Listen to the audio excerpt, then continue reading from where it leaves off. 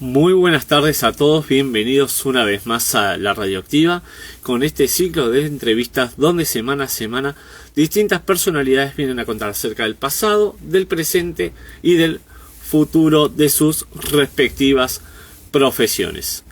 Antes de arrancar con la entrevista del día de hoy, les recuerdo nuestras redes sociales por si nos quieren empezar a seguir, tal como es el caso de nuestro Instagram, que es @laradioactiva. También tenemos nuestro perfil en Twitter, que es @inforadioactiva. También está el canal de YouTube, donde van a ir viendo las distintas entrevistas que estamos haciendo. Lo encuentran como La Radioactiva.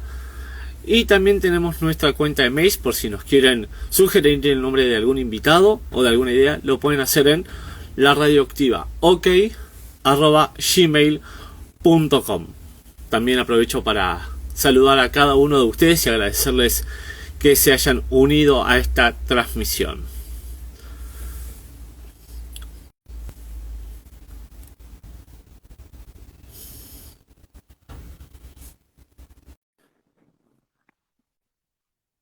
Ahí invitamos a nuestro invitado del día de hoy para que se pueda unir a la transmisión y que ustedes lo puedan conocer un poquito más. Aguardamos un momento, ya que esto es una entrevista en vivo y a veces puede ser que haya dificultad en la transmisión, así que les pido por favor que aguarden a que nuestro invitado se pueda unir como corresponde.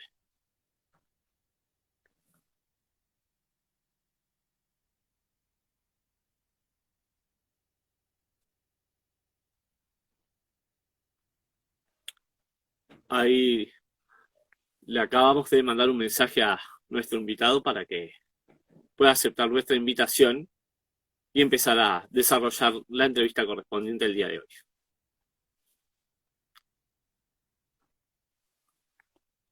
A ver, esperamos un momento.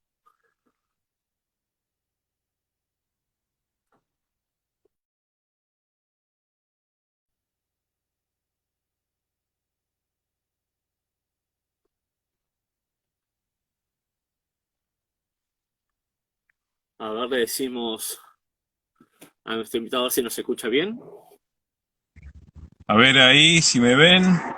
Buenas, Darío. ¿Me estás escuchando Bien. bien? Te estoy escuchando y viendo bien. Yo no me veo acá, no sé si me ven ustedes. No, te cuento que Ah, debes tener la cámara al revés, así que te vas a tener que poner la cámara como mirándote vos. a ver, para que no Sí, como estoy no. muy canchero para estas cosas. Para que la giro, a ver si me da bolilla ahí. Ahí está, Ahí está, perfecto. ¿Me ves bien ahí? ahí está. Ahí estoy, creo que estoy bien. ¿Vos me ves bien ahí? Sí. Perfecto. ¿Vos me escuchás bien a mí? Sí, perfecto, perfecto. Así que, bueno, ante todo, muchas gracias por aceptar esta entrevista y bienvenido a la Radioactiva.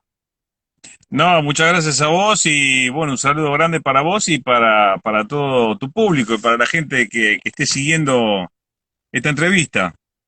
Dale, si me permitís, voy a hacer una breve introducción para que la gente sepa con quién estoy hablando y arranco a preguntarte. Perfecto.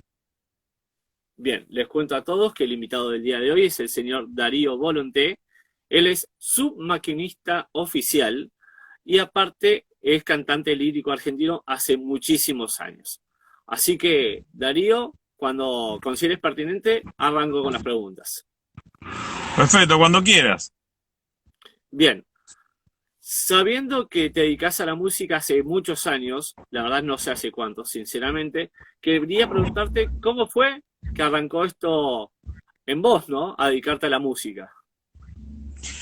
Bueno, mira, la música arranca desde que entro en el coro de la Iglesia Nueva Apostólica, donde yo concurría en esos años, una iglesia cristiana, no católica, que sigue la doctrina apostólica, digamos, originada en los apóstoles de Cristo, y ahí en la liturgia había una modalidad, digamos, que existe hoy día, que en los sermones, bueno, se canta, hay un coro que canta entre un pastor y otro, entre un cargo eclesiástico y otro, digamos que está activando y dando su sermón, se canta un cántico y aparte, bueno, también hay cánticos que se cantan con los fieles. Entonces, bueno, empezó a llamar la atención, digamos, la vocalidad de uno. No quería venir a cantar al coro. Después, bueno, cuando entré al coro, yo conocí el coro la iglesia a los 17 años a través de mi vieja. Y bueno, de ahí, che, ¿no querés cantar en el coro? Bueno, fui y canté en el coro. Después, ¿no querés cantar alguna parte de solista? Que eran como pequeñas piecitas dentro de cada cántico, que la canta un solista, sea hombre o mujer. Y bueno, de ahí fue surgiendo una cosa, fue llamando a la otra, después, bueno, vino el tema de Malvinas, y cuando vuelvo de Malvinas, a los más o menos 19, 20 años, conozco a José Crea, que era un pastor de la iglesia retirado, que fue mi maestro de canto y que fue un gran barítono de Teatro Colón, casi 40 años. Entró en 1955, pero ya había cantado y hecho cosas antes él. Y, y aparte, bueno, cantó por todos lados, ya había cantado en Europa, vino acá en Argentina, cantó por toda Latinoamérica. Así que, bueno, él fue el que me formó y, bueno, entre cosas que, bueno, se fueron dando también cuando estaba en el tercer año de la Marina, me acuerdo que venía Plácido Domingo en el año 81, yo estaba enfermo de varicela. Justo en la licencia de invierno, que son 15 días, yo tuve los 15 días en cama y guardando reposo para curarme bien y todo, porque bueno, tenía que volver al servicio y no quería que me dieran de baja, ¿no? Y que me echaran de la escuela de mecánica, que era donde yo estudiaba justamente para suboficial maquinista. Y bueno, ahí fue que vino Plácido Domingo al querido programa de Polémica en el Bar de Gerardo Sofovich, y justamente le estaba cantando Otello en el Teatro Colón, esto fue en 1981, y bueno, imitación va, imitación viene, me di cuenta de que en las cortinas musicales, digamos, cada bloque del programa ponían Alma de Bohemio, o ponían alguna pieza de tango que él estaba cantando, porque grabó un disco de tangos entre los descansos entre cantar Otello en el Teatro Colón. Y bueno, ahí fue que, bueno, imitando me di cuenta de que tenía los agudos, que tenía la voz y sin haber estudiado canto en mi vida, o sea que me di cuenta que uno tenía un talento. Así que fue una mezcla todo eso. También pienso que influyó eh, el hecho de escuchar a mi familia, tanto mi padre como mi madre, escucharon siempre cantantes melodiosos, cantantes con lindas voces, ¿no? Ángel Vargas en el tango, Héctor Mauré en el tango, el trío Los Panchos, Camilo Sesto en la música melódica, Nino Bravo, gente que tenían vocalidades muy llamativas y muy fuertes, ¿no? Entonces, pienso que todo eso influyó para que después, bueno, con el tiempo ya a los 31, 32 años me decidiera, después de haber estudiado 10, 12 años con José Crea, a buscar el camino de la música y a probar suerte, ¿no? Porque bueno, en fondo la conciencia de una voz la tuve con Crea, que me dijo, mira, tenés una voz de tenor lírico, así, así, asá, tenor lírico dramático para tal y tal repertorio, y bueno, si estudias, hace de cuenta que tenés un billete de lotería y que te puede dar un peso, 10 pesos, 100 pesos. Eso, bueno, eso quedará en tu inteligencia, en tu espíritu y en lo que diga el destino. Bueno, así me lo tomé y cuando llegaron los 31, 32 años empecé a probar suerte, aparecieron los primeros mecenas, la gente que confió en mí y bueno, ahí me pasaron data en el Teatro Avenida que estaban audicionando cantantes nuevos y no tan nuevos para la zarzuela Luisa Fernanda y debuté en 1994 en la reapertura del Teatro Avenida y en la Avenida de Mayo, el querido teatro de la colectividad española, y bueno, debutando en la zarzuela Luisa Fernanda de Federico Moreno Torroba, primero haciendo el saboyano, que era el tenor, digamos, uno que canta como una pequeña arieta, como una pequeña romanza al principio, y después con el rol principal, digamos, me probaron primero con el saboyano para ver cómo me sentía con el público y todo eso, y paralelo a mi laburo de fletero de esos años, ¿no? Seguro. Así que, resumiendo un poco, es eso.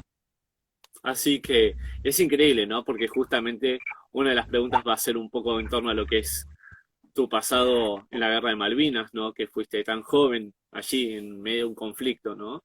También obviamente hablar un poco de lo que significa tu carrera dentro de la música. Por eso es de interés general esto, no es que nos centramos en un tema, sino es que buscamos conocer a la persona más allá de todo. Por eso también la radioactiva busca que la persona se sienta cómoda, que se sienta a gusto con todo esto y que también a su vez la gente conozca un poquito más, en este caso, al Darío Bolondé que está detrás del micrófono o quizás en este momento en una entrevista mano a mano, ¿no? Entonces, Sí. es increíble que también, ¿no? Que quizás uno a cierta edad quizás quiere ser futbolista, quiere ser arquitecto, ingeniero, por decir un montón de profesiones, ¿no? Pero sin embargo ya pasado los 25, 30 años hayas decidido la carrera que hoy en día más se te reconoce. Sí, bueno, fue dentro de un montón de oficios que uno tuvo y que tiene en fondo, porque eso, el oficio que uno aprende no se pierde, ¿no?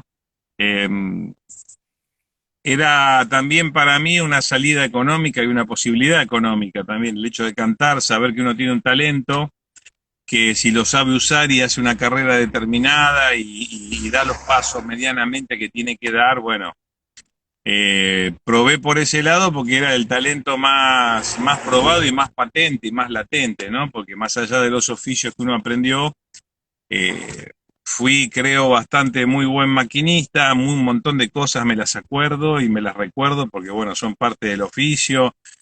Soy maestro pizzero, soy costurero, overlockista, rectista, he armado ropa para confeccionistas, digamos, he hecho de todo, he fabricado prepizzas, he laburado de fletero 11 años antes de cantar lírico, antes de debutar y dedicarme a esta profesión, así que conocí muchos oficios, muchas artes, eh, y bueno, digamos, el primer paso de la lírica era justamente una búsqueda de una salida económica más allá de lo artístico. En mi caso, en vez de venir lo artístico primero, primero fue lo económico, Ujú. prepararme artísticamente para hacer el trabajo, digamos, de una manera súper profesional y creíble, y es lo que, digamos, mantengo hoy en día, digamos, más allá de mi actividad ahora concertística, más concentrada sobre lo lírico siempre, pero también el repertorio popular en el al cual me he abierto, que, digamos, todo trabajo hecho de manera seria siempre da con el fruto que uno busca, ¿no? Entonces, la parte artística se acentuó más también después cuando los logros empezaron a aparecer, pero tampoco fue una cosa que yo planifiqué de decir, bueno, voy a cantar en la Scala en tal momento, voy a cantar en el Colón en tal momento. Las cosas se fueron dando, pero siempre preparé y tuve conciencia de preparar la herramienta, que en mi caso es la voz, la mente, el cuerpo, el espíritu, el arte. Arte viene justamente de artefacto, de herramienta. Arte, la etimología es herramienta. Entonces, el arte es una herramienta más dentro de lo que es la vida, dentro de lo que es la existencia, y en eso me concentré para lograr, pienso que sobre todo el objetivo en mi vida ha sido siempre la libertad, mi búsqueda espiritual, mi búsqueda religiosa, mi búsqueda de serenidad o de calma ha sido siempre motivo fundamental, la búsqueda sobre todo de la libertad, digamos, la libertad económica, la libertad social, la libertad de pensamiento y la libertad de espíritu, que es la que pienso que en este plano yo siento que tengo que buscar, ¿no? Para mí y para los que me rodean, para los que quiero y para los que amo. Claro, seguro. Y justamente venía a relación de la próxima pregunta que te quería hacer. Decías que hiciste un montón de cosas. La verdad que si me pongo a nombrar una por una, yo creo que abarcamos todo el rato de entrevista. Entonces quería Mm. preguntarte, sin ser tu profesión actual, o sí, porque quieras o no, es tu trabajo que hoy en día más se te reconoce como es el tema de la música. ¿A qué te hubieses dedicado? ¿Tendrías en cuenta que te querías dedicar a otra cosa? ¿O vos dijiste, cuando descubriste esta faceta musical, dijiste, no, me inclino por acá y vamos con todo a dedicarle de lleno a esto? Eh,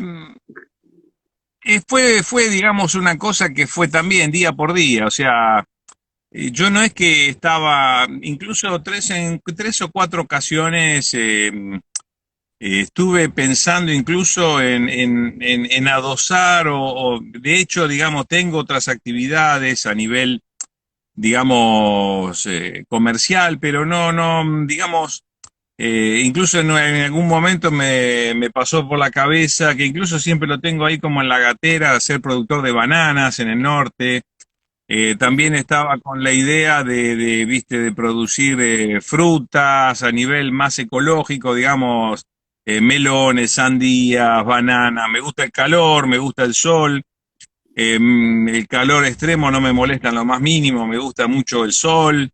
Y siempre lo tengo ahí como una cosa, como una posibilidad, digamos, que hubiera sido un productor, digamos, de frutas y me hubiera encargado de saber venderlas, de saber traerlas, qué sé yo, a los canales de comercialización, qué sé yo, pensaba muchas veces en la provincia de Formosa, en Misiones, sobre todo Formosa, que hay buena producción de pomelos, de manzanas, de manzana no, de melón, sandías, bananas. Y tenía esa idea, pero digamos, me hubiera dedicado tranquilamente a eso. De hecho, cuando yo salí a probar suerte en Europa para desarrollar mi laburo de cantante, eh, había pensado decir, bueno, salgo a laburar, o era laburar en cantante, y si funcionaba el cantante, seguíamos para adelante, y bueno, ya de eso, ya hace 28 años que estamos en esto. Si Ujú. me pongo a contar los años que canté en el coro, a los 18, ya hace 41 años que estoy en esto, con la conciencia de estar con una voz. Y profesionalmente, bueno, yo considero que en el 2004, cuando empecé a ganar plata con esto y a ganar mi vida, paralelamente con el flete, yo estuve 3 años laburando fletero y cantante al mismo tiempo, y en el 97, cuando me fui a Europa, dije, bueno, o me hago una vida cantando, o si no me ponía una empresa de transporte, que era lo que tenía ganas de hacer, ¿no? O sea, poner una empresa de transportes, o también la opción del campo, porque me gusta mucho el campo, el aire libre, el sol. La opción hubiera sido también irme a 10, 20 hectáreas, 30 hectáreas, te estoy hablando ya hace 30 años atrás, 25 años atrás.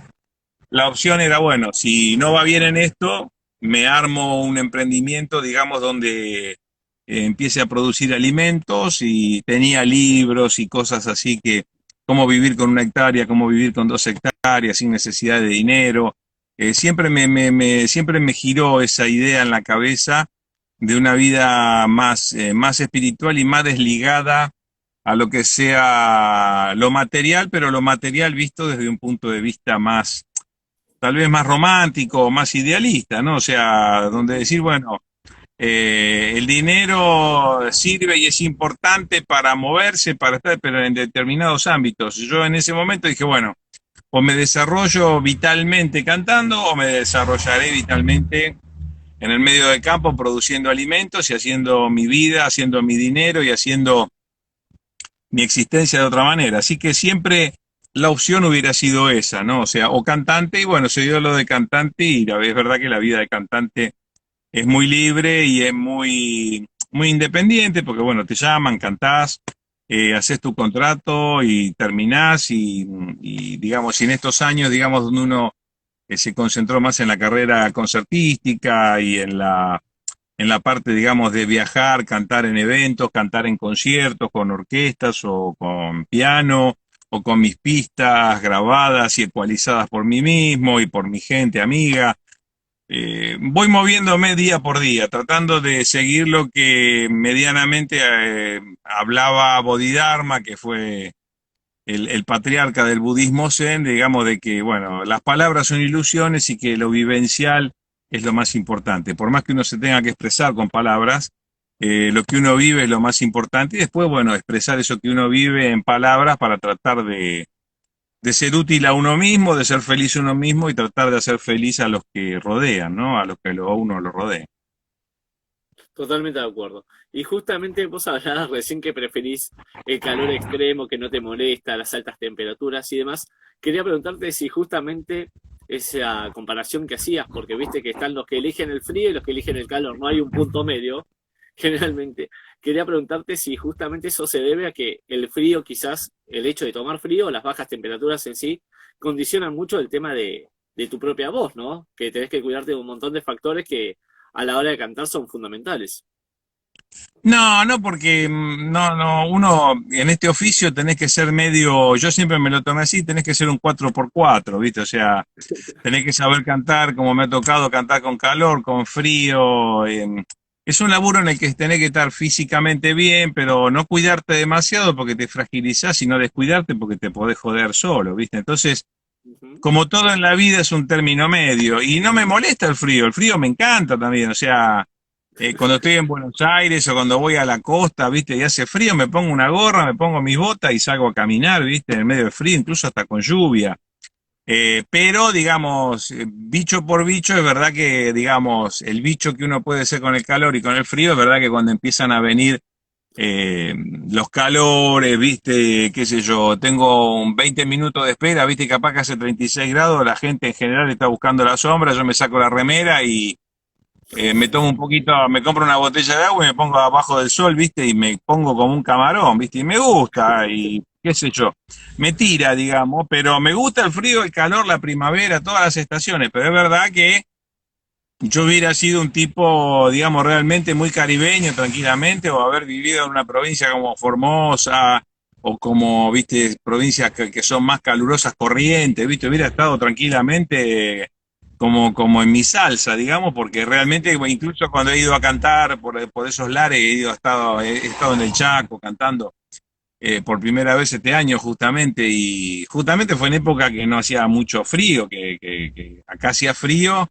y allá estaba primaveral, ¿viste? Y es verdad que esos son climas cálidos que me gustan mucho, ¿viste? O sea, ujú. y a veces me ha tocado cantar en Centroamérica, he ido a Panamá, he estado en Brasil cantando, o en Europa cuando hace mucho calor, hace calor en serio. Hay lugares de Italia en los festivales de verano que se ensaya de noche porque de día es imposible. Y yo de día capaz que he estado tomando sol y no mucho porque, bueno, a la noche tengo que estar con buena energía porque también el calor medio que te relaja mucho, ¿viste? Entonces tenés que tener una cierta atención deportiva para salir a cantar en el oficio nuestro, ¿no? Pero me gusta el calor, no es que le escape al frío, incluso he cantado en lugares como Berlín, he cantado en Holanda, o sea, lugares donde hace frío en serio y nada, te abrigás bien y cantás y a otra cosa mariposa. Tal cual. Y ahora te saco un poco del contexto musical, como dice el idioma musical, ¿no? Damos vuelta, cambiamos la nota, saco un poco del repertorio. Quería preguntarte justamente por el hecho de Malvinas, ¿no? Que este año se cumplen 40 años, ni más ni menos, de un conflicto bélico que, si querés, marcó mucho, tanto a los que estuvieron como a la gente propia del país, ¿no? Por el contexto, cómo se dio, la gente tan joven, ¿no? Como es el caso, bueno, en este caso tuyo y de muchos más que estuvieron presentes. Quería preguntarte cómo fue tu reacción cuando te enteraste que tenías que viajar hasta allá, ¿no? Quizás al ser tan joven, algo que quizás podía ser una sorpresa, por otro lado, asombro, no sé, ¿cómo fue eso que te enteraste y cómo notificaste a tus pares, ¿no? Quizás a tu familia en sí, cómo lo tomaron, ¿viste? Porque quieras o no, es un desafío también. Sí, primero que uno estaba medio como consciente de que estaba preparado para eso, porque bueno, yo había entrado en la Marina a los 15 años. Egresé a los 18 como cabo segundo maquinista, como suboficial maquinista. Mi destino original era la Fragata Libertad y la Fragata Libertad estaba en reparaciones, estaba en dique seco. Y llego de un franco de fin de semana, estábamos acá apostados en el apostadero naval en Buenos Aires, lo que hoy es Puerto Madero, en la punta, digamos, sobre casi donde está la Oficina Nacional de Migraciones y todo eso. Ujú. Y bueno, cuando llego de un fin de semana estaba la lista con mi nombre, mi cargo, cabo segundo, maquinista, volonté y bueno, y todos mis compañeros que eran maquinistas y electricistas estábamos citados para tripular el crucero General Belgrano que iba a partir hacia la zona de operaciones, ¿no? Hacia el conflicto bélico. Y bueno, ahí llegué a avisarle a mi madre, porque mi madre estaba en una fábrica. Mi madre quedó viuda muy joven, con 29 años, 28, casi 29 años, y le pude avisar en la fábrica. En esa época hay que situarse que no había celulares, no había nada, no había WhatsApp, no había nada. Ujú. Entonces fui a un teléfono público, pude llamar ahí a la recepcionista, a la telefonista de la fábrica, donde trabajaba mi madre. La fábrica era Centenera Envases, un grupo que pertenecía a un grupo empresario grande y mi madre era operaria ahí. Y bueno, le pude avisar a la telefonista, avísele a la señora un jefuje a mi madre, que me estoy yendo hacia Malvinas con el crucero General Belgrano, avísenle por favor, bueno, y la telefonista sí, le vamos a avisar hacia allá, y bueno, de ahí tomé el micro que nos estaba esperando para ir a Constitución, a la estación. De ahí tomamos el tren a Bahía Blanca y de Bahía Blanca otro bus militar que nos llevó a Punta Alta, ahí donde estaba el crucero Belgrano, el Puerto Belgrano, donde está toda la base militar de la Marina.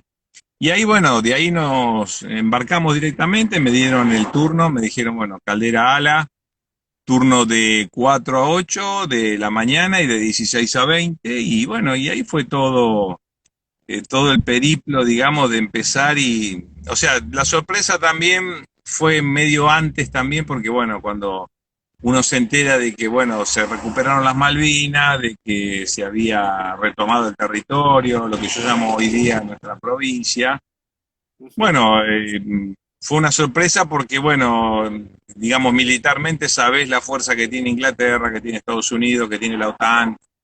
Medianamente esa cultura de estudio la teníamos en la escuela de mecánica y bueno, pasó lo que pasó y ahí fue donde, digamos, había asombro por un lado y, digamos, cuando nosotros llegamos, estábamos en la Fragata Libertad en reparaciones, siguiendo, digamos, lo que llegaba periodísticamente. Eh, entonces, digamos, de ir viendo eso, fue que también había asombro, pero no mucho, y bueno, también uno sabía de que podía ser convocado en cualquier momento, y bueno, a mí me tocó estar en la caldera ala del querido crucero General Belgrano, así que en ese turno de 4 a 8 y 16 a 20 fue que me tocó moverme, y los 18 años de esa época no son los 18 años de ahora, o sea, mucha gente, digamos, como yo porque empecé a laburar y a tener conciencia del dinero, del laburo, a los 8 años, 9 años, o sea, así como yo andaba con un changuito juntando diarios, revistas y todo eso, y salía capaz que a 3 cuadras, lo vendía, y hacías una plata que hoy día, viste, en esa época te servían, qué sé yo, 10 changuitos, 20 changuitos, te comprabas un par de zapatillas de la marca alemana, viste, o de Ujú. marca americana como sería ahora, como nada, ¿viste? O sea, era otro país, era otra sociedad, era otra economía, era otra cabeza, era otra cultura, era completamente todo distinto. Entonces, los 18 años de esa época, yo a los 15 años ya estaba haciendo una guardia militar en la Escuela de Mecánica de la Armada, ya estábamos con 15 años y moneditas, antes de cumplir los 16 ya hacíamos guardias militares, sabías manejar un fusil, eh, era otra historia y profesionalmente, digamos, yo estaba preparadísimo junto con mis compañeros a comandar y a estar laburando con los quemadores, con las bombas de combustible y todo lo que se refiere a una caldera en una máquina de un barco, ¿no? Entonces, lo mismo mis compañeros que estaban en turbina, que estaban en máquinas propiamente dichas, o sea, yo estaba en calderas, o sea, eh, se tomó de otra manera porque, bueno, pasaron 40 años y 40 años en la historia de una persona, de una sociedad, de un país, cambia muchas cosas, para bien y para mal, ¿no? Y algunas las deja iguales. Y bueno, en esos años, esa edad de los 18, 19 años era muy distinto a los 18, 19 años de hoy día. Seguro. No, no, la verdad es que me llamo silencio, no porque no me gusta cortar a el entrevistado, más allá de eso, también por el aprendizaje que voy tomando con cada una de tus respuestas, porque la verdad que uno, como te dije, vía privada, no solamente admira a la persona por la actividad que uno quizás más la conoce, sino por todo el contexto. Yo tuve el gusto de leer tu biografía antes de contactarte y ¿Mm? justamente decía la cantidad de cosas que hizo a lo largo de su vida y todavía le queda mucho recorrido. Entonces, la verdad es que te animes a hablar con la radioactiva, que la gente conozca un poco más a Darío Volonté, la verdad que está muy bueno también. Y justamente te cuento también, aprovecho, porque seguramente debe estar conectado, así como un montón de gente, mando saludos a todos los que te están escribiendo, te cuento que tenés un montón de mensajes, la verdad que si me tendría que poner a leer uno por uno, no llego con el tiempo, si me tomás No, me un alegro. segundo, te aviso que me tomo el atrevimiento para hablar de parte tuya y agradecerle a toda esta gente que se está uniendo. por favor. Quería preguntarte, ya que hablé con el caso de Ramón Garcés, no sé si has tenido la oportunidad de conocerlo, quería No. preguntarte si considerás que más allá de haya pasado tanto tiempo y como vos decís, las personas pueden quedar más o menos impactadas, porque hay algunos que quizás piensan, bueno, ya pasó X cantidad de tiempo, ya está, me olvidé del tema, como si nada, y hay gente que se acuerda como si fue el primer día. Quería preguntarte, para un excombatiente, ¿considerás que es necesaria la ayuda de tipo psicológica, viste? Porque creo que quizás estas cosas se tienen que charlar más y, bueno, dar más a conocer todo lo que pasó antes también. Bueno, de hecho, ha habido y sigue habiendo una asistencia psicológica. De hecho, Te el corto un veterano segundo, de Darío, te guerra. aviso que no te estoy escuchando. Te voy a pedir un segundo, salís del vivo, por favor, y te vuelvo a reingresar, A ver, así voy a ver cómo te vuelvo a salgo. agregar y seguimos con la respuesta. Para ver, déjame ver, a ver acá. Le pedimos A ver si puedo a Darío salir. que salga un segundo y lo volvemos a reingresar para que justamente podamos ir con la respuesta. A ver, vamos a esperar un momento.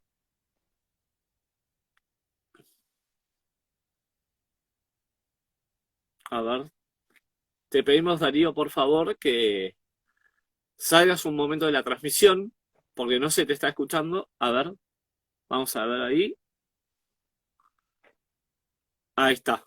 Vamos a ver si podemos volver a contactarnos con él, ya que había quedado inconclusa la respuesta que la habíamos preguntado anteriormente. A ver, esperamos un momento. Ahora sí, ahí se Ahí volvió entró. a ¿Estás escuchar bien. escuchando ahí? Perfecto. A veces pasa que un pequeño delay, como se dice en la comunicación, que no nos permite que se sintonice de forma correcta. Mil disculpas. No, por favor, pasa en todos lados. En televisión, cuando uno ve los reportajes o en radio, se corta la comunicación, se corta la línea, se corta y después se vuelve a restablecer. Así que no sé si se había llegado a escuchar la pregunta, pero si querés te la reformulo para continuar ahí. En base a ese pie que te dejé, desarrollamos la respuesta. Decime, Sí, ¿cuál era la pregunta? Para no llegar a escucharla, se cortó. perfecto. No, te quería preguntar si considerás que es necesaria el tipo de asistencia psicológica para las personas que han estado Ah, dentro del conflicto, quizás habiendo pasado ya tantos llegué a años. escuchar hasta ahí. Sí, normalmente el tema de los veteranos Ujú.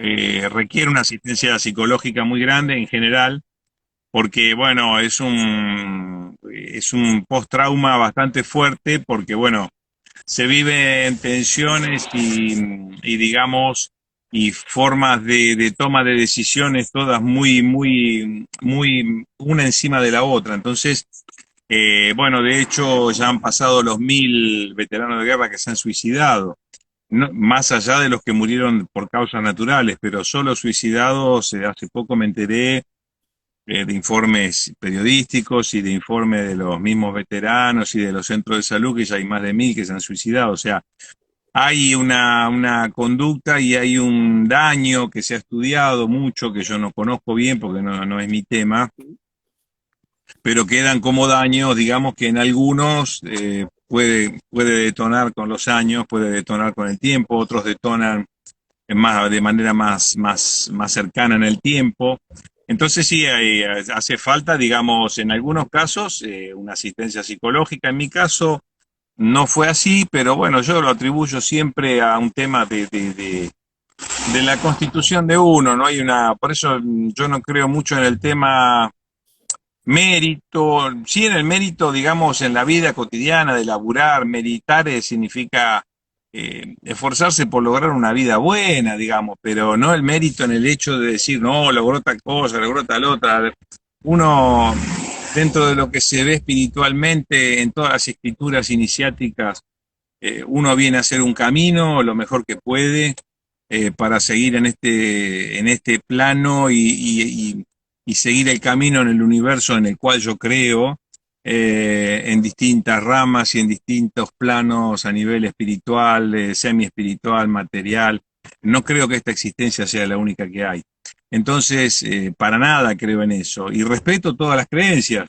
Entonces, el tema de la psicología para lo que es veteranos aquí en el mundo, se repite ese fenómeno, ¿no? O sea, una gran asistencia psicológica, que es lo que se necesita, y sobre todo un apoyo afectivo, un apoyo de reconocimiento también por el laburo que se ha hecho y que con los años, a medida que se aleja el conflicto, en el tiempo hace que la gente lo tome y los mismos veteranos lo tomen de otra manera, que se magnifique de otra manera, que se dignifique de otra manera y que se tome dimensión de otra manera.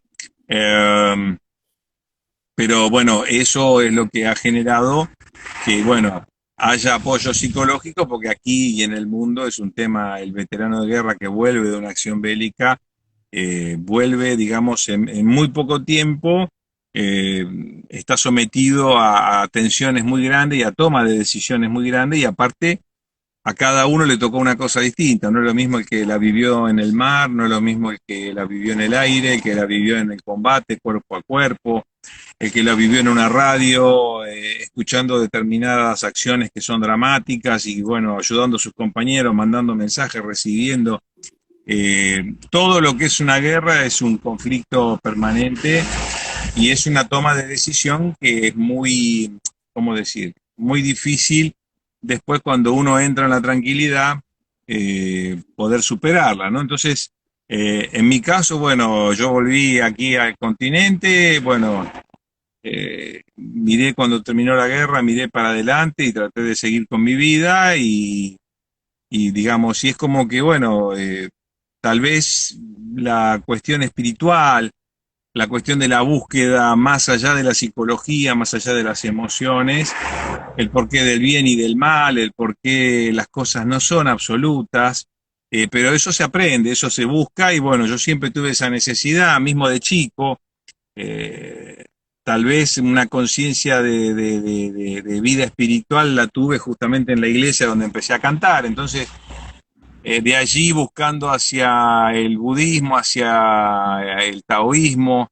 hacia el budismo zen, que explican o tratan de hacer conciencia de que, bueno, las cosas son como son y que hay que tratar de interpretarlas lo mejor posible y que nada es absoluto, nada es bueno del todo y nada es malo del todo. Bueno, dentro de eso el ser humano tiene que tratar de surfear y dentro de eso, bueno, lo psicológico, yendo a tu pregunta, ayuda mucho, ¿no? Para el tema veterano y también para la vida cotidiana de la gente normal, ¿no? Por algo la psicología ha avanzado tanto en el mundo desde el laburo de Lacan, de Freud, de Carl Jung, o sea, es una disciplina que ha avanzado muchísimo y se ha vuelto muy sutil a lo largo de los años con distintos tratamientos, distintas escuelas, distintos enfoques de los cuales yo no conozco, pero leo porque muchas veces la psicología es como el paso previo a la búsqueda espiritual, entonces es un tema que he leído bastante.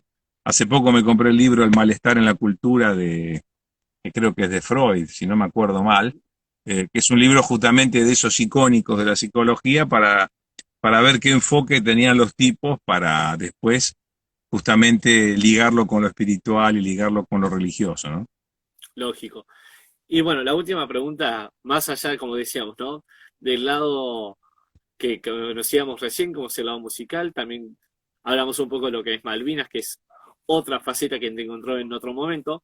Quería preguntarte al Darío Volonté común y corriente, como decís vos, porque por más que haces un montón de cosas, hiciste otras tantas, quería preguntarte qué es lo que te gusta hacer en tus tiempos libres, porque sé que estás de lugar en lugar, vivís moviéndote por tu trabajo, quizás un día estás en Europa y al otro día tenés que estar en América y así constantemente, ¿no? Vas moviéndote. Ahora viajo menos porque justamente viajé mucho en los 15 años que laburé intensamente en la carrera lírica, poco a poco me fui desarrollando más acá mi laburo. Lo que te decía al principio, el laburo nuestro, lo más importante es la vocalidad, el físico, la salud, la cabeza, y el desarrollo de formatos como hemos hecho en los últimos años, que, ¿cómo decir? Que ha hecho que sea lo más importante transmitir, ¿no? Entonces, he viajado mucho y en los ratos libres, eh, para mí entre el rato libre, trato de que entre el rato libre, el rato en el que tengo que estar ensayando, el rato en el que tengo que estar laburando, el rato acá como estoy con vos haciendo una nota, que todo sea una armonía y que esté todo perfecto y que esté todo como en una continuidad.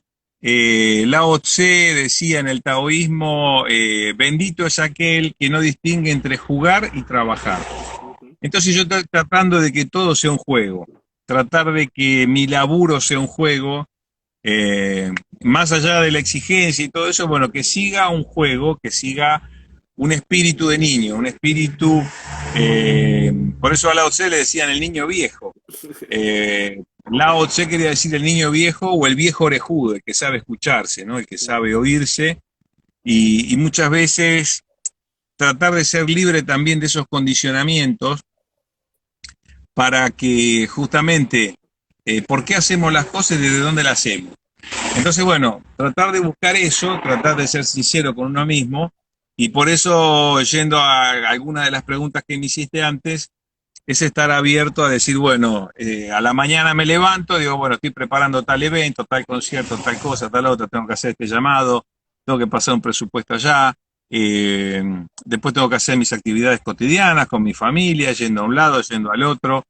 Y entonces en los ratos libres, qué sé yo, el tomar mate, el tomar sol, el leer un buen libro, el estar en silencio, el estar preparando laburo, todo para mí es tratar de mantener un tiempo libre, pero al mismo tiempo ese tiempo libre, cuando está ocupado por trabajo o por cosas cotidianas, tratar de que todo sea vida, simplemente vida, y que una cosa esté enganchada con la otra y tratar de todas, tratar de jugarlas, siempre el desde dónde, ¿no? El desde dónde que, bueno, tratar en mi caso de buscar de que el ego sea cada vez en mí cada vez más chiquitito y tratar de que el universo a través de uno trate de manifestarse lo mejor posible. Eso es lo que trato de hacer dentro de este plano, dentro de este juego que es la vida y que, bueno, trato de llevarlo lo mejor posible como tratamos de hacerlo todos, ¿no? Sobre todo porque quizás todos somos distintos y eso también está bueno, que sea así. Exacto. Bueno, eso es el juego de la vida, por eso uno encaja con el otro, porque gracias a eso, gracias al hiperactivo, el laxo puede complementarse y al que le gusta el negro también le gusta el blanco y al que le gusta el frío también le gusta el calor, está el que le gusta las dos cosas y todo en fondo cuando lo aprendes a observar, todo encaja con todo y todo, como decía Pancho Ibáñez, todo tiene que ver con todo, ¿no? O sea, todo está unido a todo y bueno, una cosa es gracias a que la otra es. Y también una cosa no es gracias a que la otra no es. Entonces, dentro de eso, lo que me tocó a mí y lo que yo siento es tratar de hacer la vida lo mejor posible para mí y para los que me rodean. Seguro. Así que les recuerdo a todos, antes de terminar esta entrevista, les recuerdo también que la van a poder encontrar en el canal de YouTube de La Radioactiva para que aquellos que quizás no la pudieron ver en vivo, la van a poder encontrar ahí para que justamente conozcan un poquito más a Darío Volonté. Así que Darío, no te quiero robar más tiempo, simplemente Por darte las favor. gracias. Para mí, como te dije, vida privada, la verdad es que es un privilegio contar con una persona tan reconocida que tan bien nos representa a los argentinos, tanto dentro como fuera del país. Entonces, pedirte que me respondas una última pregunta, que es si te sentiste cómodo a lo largo de todo este rato que estuvimos desarrollando esta nota.